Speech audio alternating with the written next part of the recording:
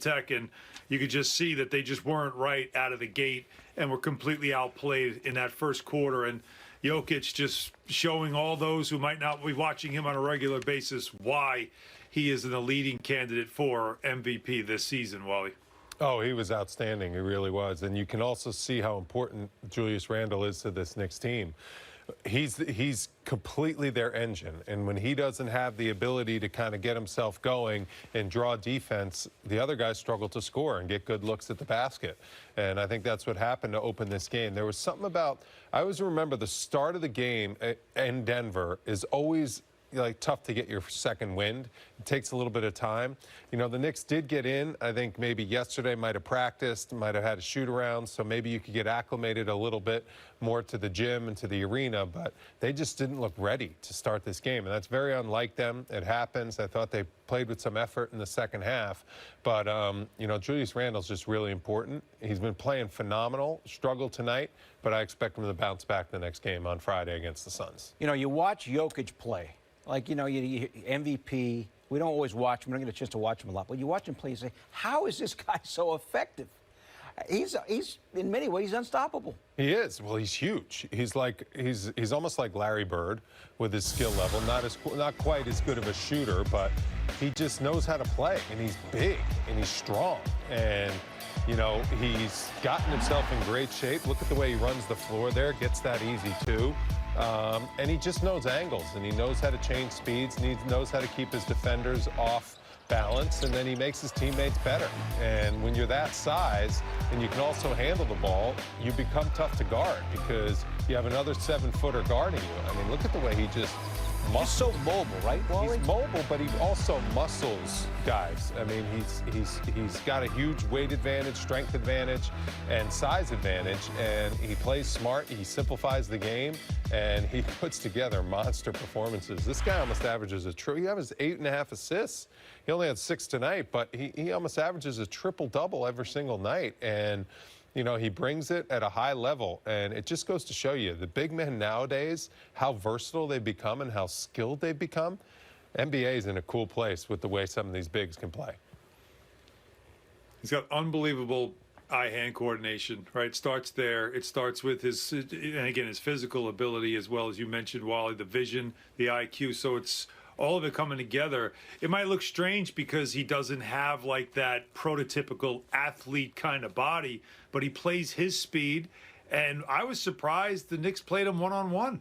You know, you really didn't see doubles coming at him at all because he's such a great passer. I guess the idea is you got to play him one-on-one instead of letting him pick you apart.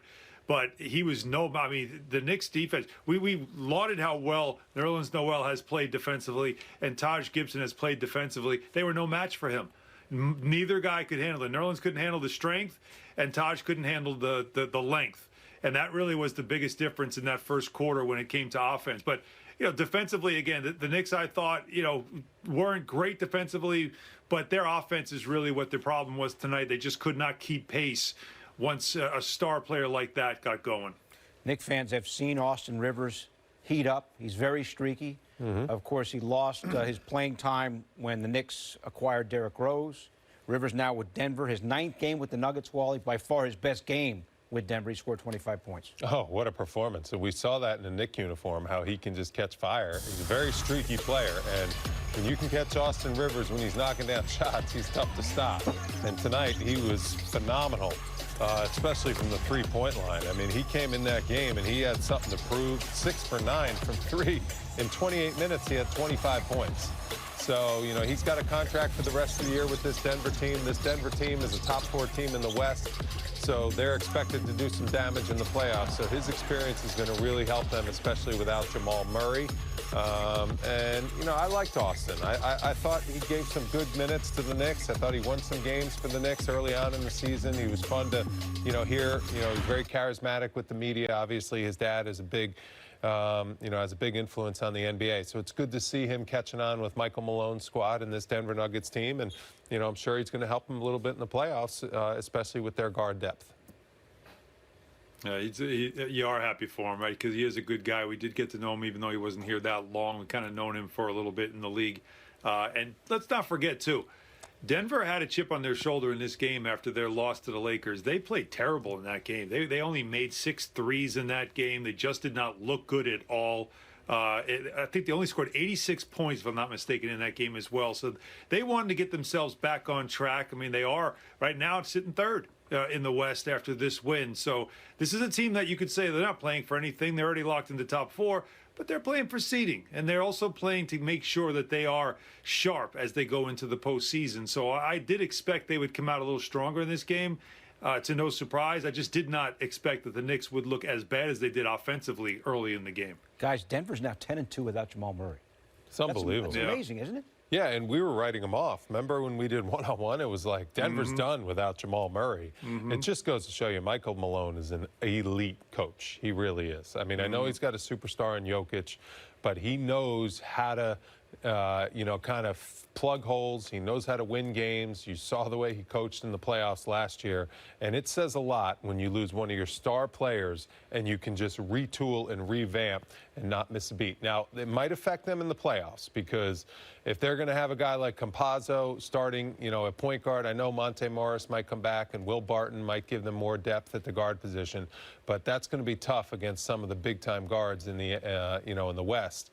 We'll see how that goes in the playoffs, but Michael Malone's got this team rolling. It's a credit for that they're number 3 in the West. I agree, Alan. That's a big accomplishment for them. Even though the Knicks guys gave up the 113 points, they did have some great moments on the defensive end. Nerlens Noel missed the Memphis game with a bad ankle, back in the mix tonight, and he had some great moments. He did, and that's what he always does. And I got to be honest, the Knicks play hard every single night, and they tried to get themselves back into this game. I just think Jokic in the first half and then the Rivers in the second half was just tough to overcome. But look at the rim protection. 6 blocks for Noel, Wally. 6. It's great. It really is. I mean, he's just all over the place, protecting the rim, always in the right spot. It was a tough assignment to guard Jokic, but off the ball, as far as weak side defense and rim protecting, he's always going to bring that every single night. And it's good to see him healthy because that injury that he had in that Memphis game, if he didn't get his leg out of there, could have been catastrophic. So it's good to see he's back, healthy, and doing what he does, blocking shots, Alan. Yeah, I was actually, when Bill said it, I was looking at the stat sheet, and I had the same reaction Bill did. 6 blocks, and 3 of them are on that one play. Was it J. Michael Green, like trying to get the dunk, and then the putbacks, and it's just Nerlens Noel just is relentless when it comes to protecting the rim, and it was good to see him back in this game. I mean, Wally, what do we do here? Because, we've gone through a lot of things with this team, haven't we, this season, right? Like and you kind of looked like this reminded me of that Utah game. Remember they had that first quarter in Utah way early in the season where they just got their doors blown off, and then the game after that really didn't matter, right? Like, is this one of those where you just take it, crumble it up, and throw it out? Or, was there something here of concern for the Knicks after what has been such a great run of the last 13 games by the way they've played? It's their first double-digit loss, guys. It's a span of 18 games, all the way back till April the 2nd when Dallas was in town. Think about that. They've gone 18 straight games without a double-digit loss. So, hey, as we started the segment, we'll end the segment with the phrase, on to the next. Tom Thibodeau's comments coming up next. We'll hear from what the coach has to say as the Knicks lose only for the second time in their last 14 games.